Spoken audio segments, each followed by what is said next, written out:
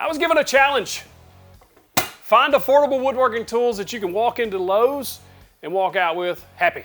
Let's go. So how did I pick out what tools to buy? Well, I went off of your opinion. I've been getting so many messages and emails about tools I should try on the channel, and a lot of these were from Lowe's that I just haven't had time to check out yet, so it all worked out. Kobalt table saw being one of the main things people wanted me to review, as well as the miter saw, this jointer, and many others. Don't miss any of these tools. Full disclosure, Lowe's did sponsor this video and provided the tools, but they had no say in the tools that I picked out. They just said use your experience and your opinion on picking out the best tools at a good price.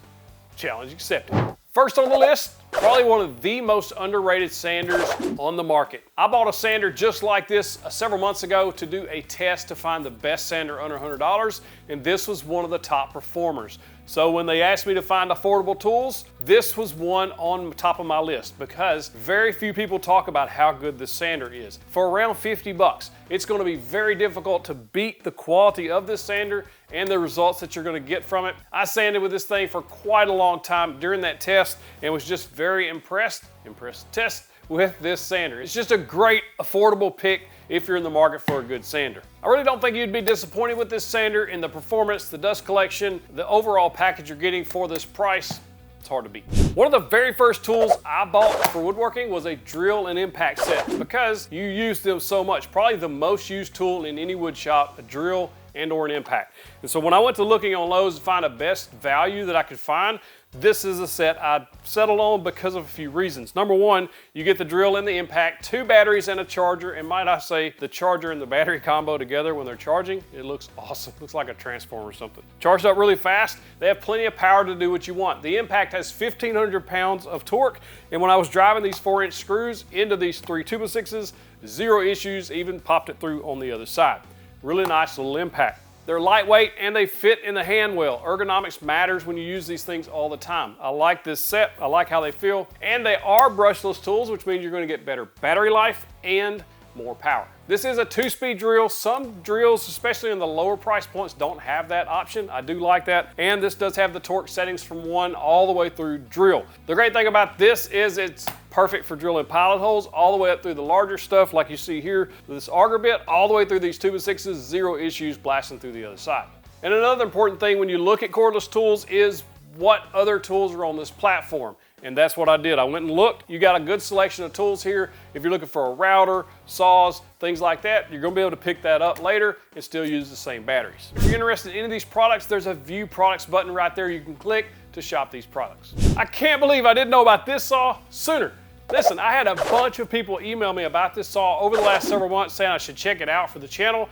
I just haven't gotten around to it, but this is quite impressive. Under $300, full 10-inch size blade. You get 32 inches of rip capacity, and then of course you get the standard stuff you get on most any table saw. You get 45-degree bevel, you get a standard miter gauge, you get the anti-kickback paws and the blade guard that comes with this. The high-low fence works really well, so if you don't know what that means, when you extend it all the way out to say 32 inches, the low fence will allow you to have material support, so when you're out that far where there's empty space, it can support that so it doesn't fall over on you. And for the high fence, when you bring it back towards the blade, you can use that to cut thin stock because it basically keeps the biggest part of the fence away from you so you can get your push stick in between the blade and that thin piece. Just a really good feature to have, especially on these contractor style saws. And speaking of the fence, you know if you've watched this channel at all, I am a huge fan on these contractor saws of rack and pinion fences. So what that means is you got gears in the front and the back of the fence that roll simultaneously. That means at the same time so that it doesn't come out of square. It keeps that fence square. On these smaller contractor style saws, that is absolutely necessary because some of the other style fences just don't work well on these. But these rack and pinion fences are the way to go. Also, another benefit of this saw is dust collection is pretty good. For a contractor saw, I just had my dust extractor hooked up to it, kind of jerry-rigged up to it, and it worked pretty well. Really the only dust you see is a little bit that come off the top of the blade, but it was actually collecting quite a bit of that. It's kind of impressive. For under $300, a saw with this capacity is almost unheard of. This I should have checked out a long time ago. Thank you for recommending this one. If you want to see a full review, let me know. If you're in the market for a table saw on a budget, go to Lowe's, check this one out, the Kobalt 10-inch saw.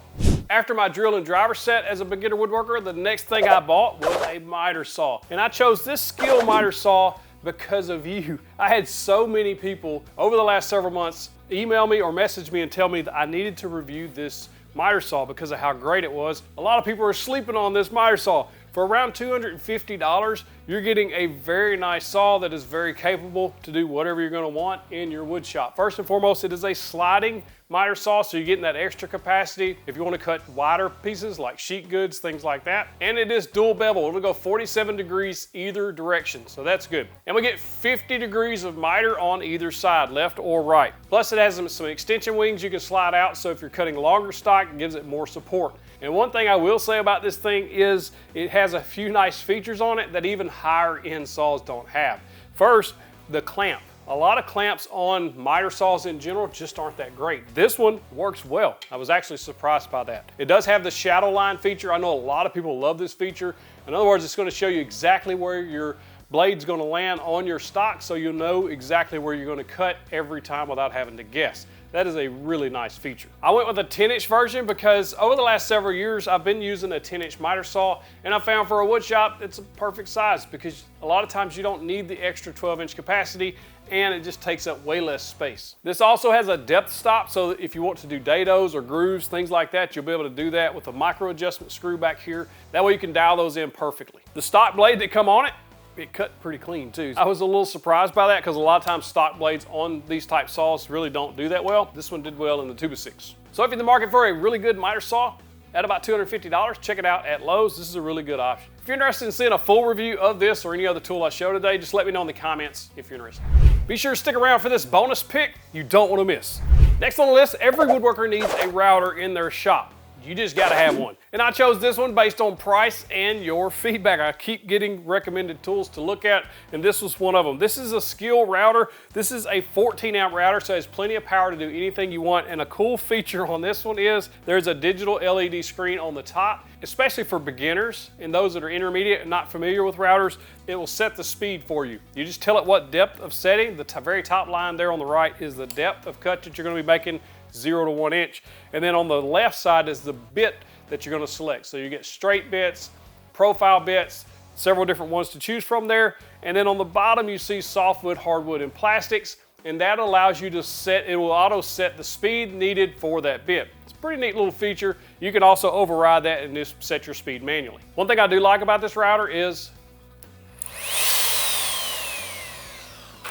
it's soft start. And I like soft start because that way it doesn't jerk in your hands or anything like that. Now, cutting profiles, in other words, roundovers like you see here, smooth as butter, no issues at all there. And also cutting grooves or dados. This is a 1/2 inch wide, about a 1/2 inch deep. It went right through there with 0 issues. One of the reasons I chose this router for this video was it has the fixed base and the plunge base, plus you get the edge guide. These are absolutely mandatory in the shop. I love the way this fixed base adjusts. There's a twist knob here that helps you dial in the exact right depth you need for the bit you're using. And on the plunge base, it has a lot of the features that I really liked on other routers.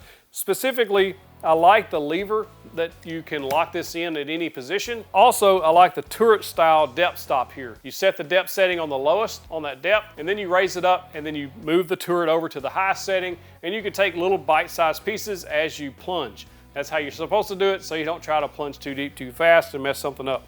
This is a really good feature, and it does have a micro adjustment there on top as well, so you can really fine-tune that final depth of cut. Overall, I think this is an absolute great option for a router if you're in the market, and it's only $149 at the time of this filming for all of this. It's a really good deal. At one time in my life, I was known as the pocket hole king around here. I think pocket hole joinery is one of the best joinery methods for beginners or intermediates, or even advanced people still use pocket holes for various reasons. I love pocket hole joinery because it's easy and approachable for beginners to get started and build some really amazing things. So I was looking on Lowe's for the best affordable pocket hole jig. I came across this Kreg 520.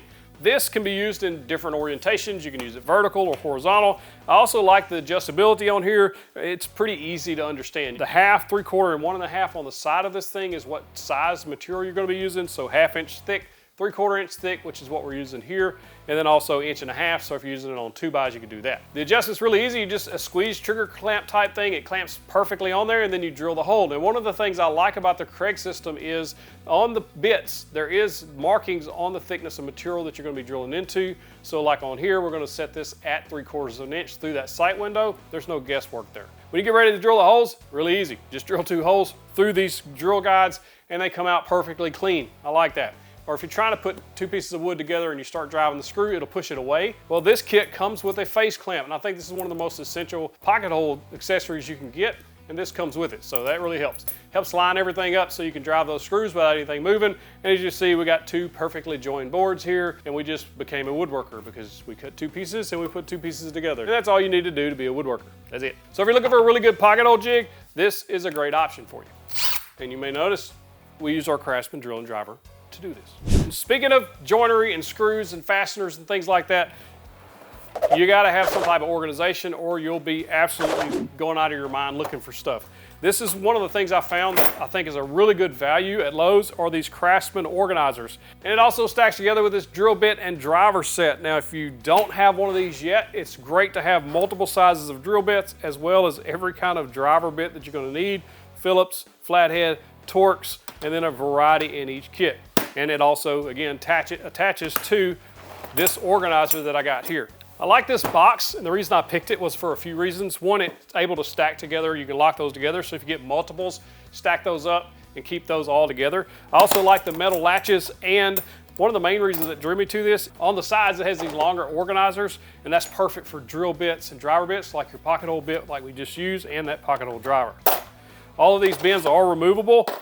Plenty of space, really durable, rugged box, hard to beat. If you've ever built something and the boards will not come together perfectly flat, or the board is twisted and it just wobbles, this will fix it. This is the WEN Jointer. This is a 6-inch jointer from WEN, under $300. This is a really good value to reduce frustration. When I first started woodworking, one of the most frustrating things I went through was getting 2 boards to line up perfectly when I wanted to join them together.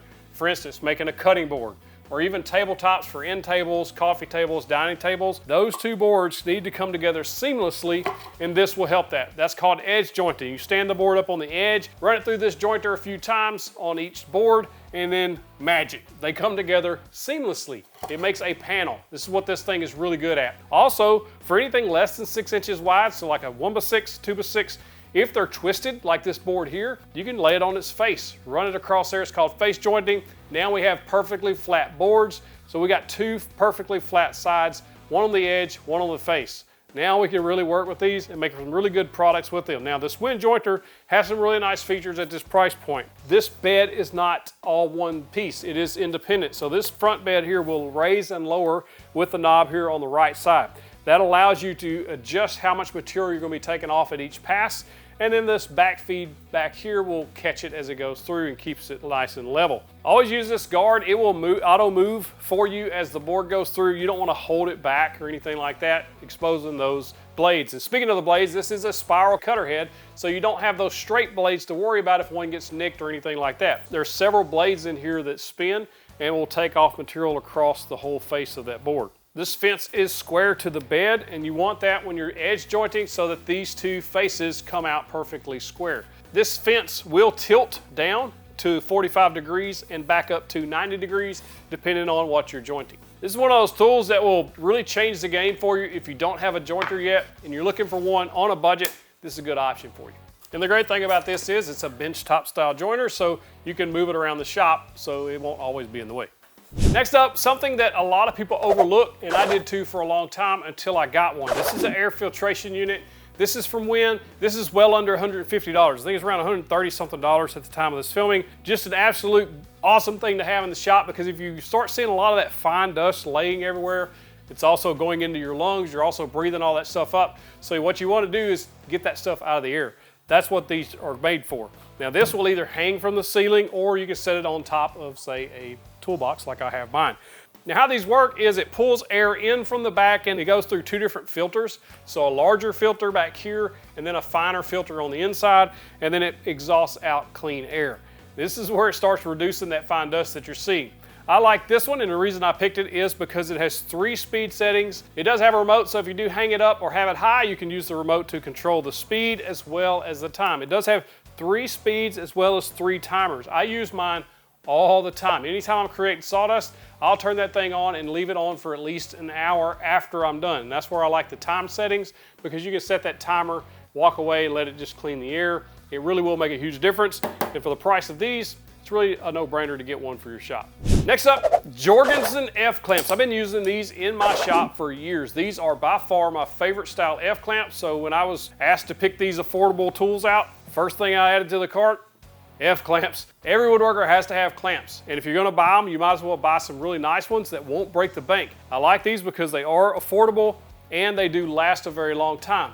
One of the most frustrating things that happened to me as a woodworker when I started was I bought a bunch of cheap clamps and they just didn't last. So I wound up having to buy again. Just buy these, you'll be happy with them. They do have, in my opinion, the best hand grip of any clamp on the market. I've been a huge fan of these for a long time, so it was a no-brainer picking these out. Bonus pick, this is probably one of the best tools I ever bought when I first started because it helps you break down plywood.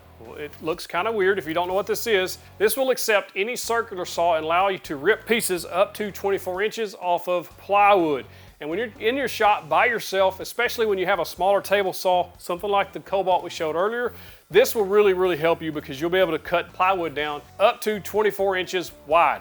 I've used this over the years to build all kinds of stuff from cabinets to bed frames, you name it. If I'm cutting plywood before I got track saws or anything like this, this was a lifesaver. This is a Kreg Rip Cut, very affordable, fits any circular saw, and you'll be using it all the time. Now there's one trick to this Kreg Rip Cut that kind of trips up a lot of people. When you get to the end of the cut, you have to maintain pressure back here on the back side or it will walk a little bit on you just based on physics. You're trying to push this past the end of the cut, and because of the way this is designed, the saw is actually behind this or even with this edge guide. So this is what this is, a big edge guide. So when you get to the end of the cut, hold pressure back here, it'll remain straight. It's one of the best ways to cut straight rip cuts on plywood that I found as a beginner that didn't break the bank. And that's what we're trying to do here, save you some money. If you like this video, you gotta check out Lowe Shopping Secrets. You don't know. Click that box, click in the box, get you the big old virtual fist bump. Thanks for watching. I hope this was helpful.